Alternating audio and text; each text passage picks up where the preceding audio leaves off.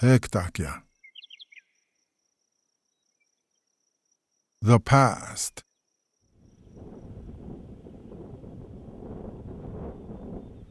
Weksu yeki ha taku ota ichun zapi. Namajila glu eche tupi. Hema khochion kiuk takyapi na ha echumpi. Machpi aluta. If nothing else but Indian extermination will do, his termination must come. U.S. Senator John B. Henderson addressing Congress, July 20th, 1867. Makhochama oyati akamani pihe tweni weapkheshni. Khashunka witko. The American people need the land the Indians now occupy. The masses need some new excitement. An Indian war would do no harm, for it must come sooner or later. Editorial in the Bismarck Tribune, 1874. Khesapa kile dohama kila dwe anama ptink tahatash maza khan kile nakh unkte. Wichashat khan kachik ala.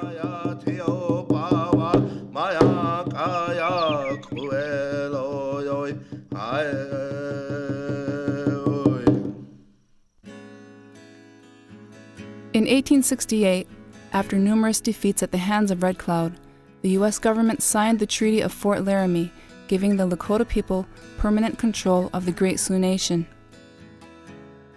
This was an area of 60 million acres west of the Missouri River that included parts of North and South Dakota and the Black Hills. The treaty states, "The government of the United States desires peace, and its honor is hereby pledged to keep it." It was considered to be the final treaty needed between the U.S. and the Lakota people. That changed with the discovery of gold in the Black Hills in 1874.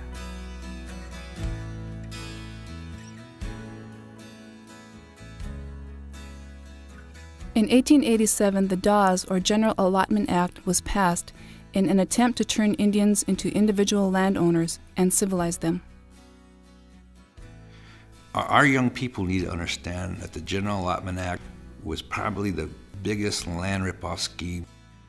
The intent of the Dawes Allotment Act was to divvy up the land that already had been held in reserve from previous treaties, to divide up the land and allot certain parcels of land to individuals and to families. Where the rip-off comes through is that after they got done divvying up all the land and allotting out the parcels of reservation land to all the families and individuals, they declared the rest of the Indian reservation surplus lands.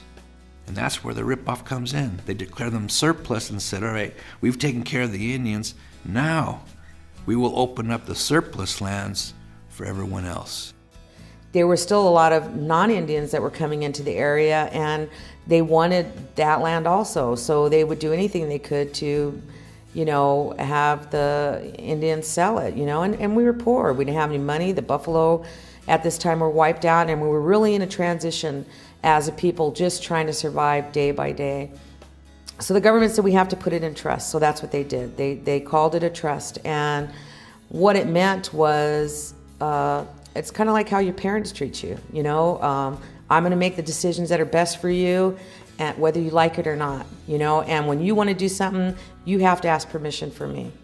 And that's exactly how Indian people were treated, is if they wanted to do anything with their land, they'd have to go to their superintendent or the head of their agency and ask permission about what they could do with their land.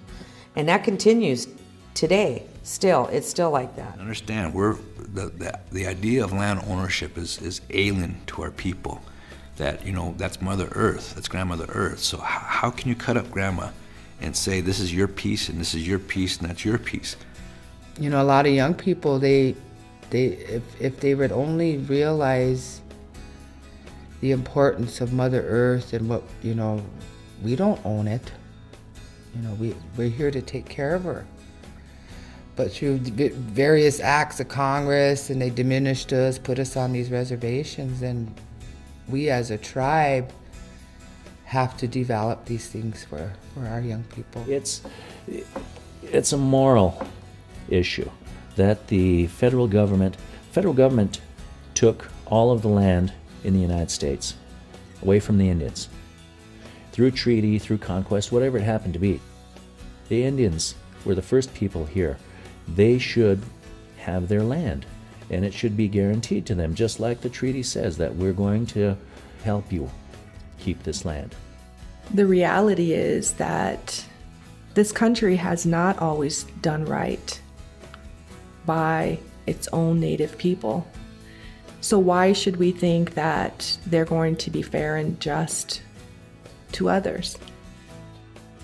This land, it has the blood of my ancestors, my great-grandparents. It's their blood on that land. And I think that's what people forget. You know, we take it for granted that this was for free, and it's not.